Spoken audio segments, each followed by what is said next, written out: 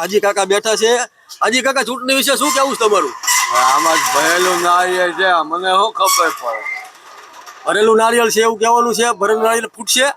ગમે ત્યારે ફૂટે ને કોણ આવે મને નથી ખબર. રાણપુરમાં કોનું જોર છે? હવે બે નું જોઈ છે, આમાં શું ખબર પડે મને? કઈ બે પાર્ટીનું જોર છે?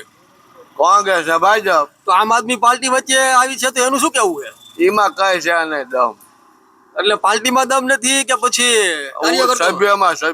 સભ્યોમાં દમ નથી? તો રાણપુરમાં કોણ બાજી મારશે? ભાજપ મારી જશે?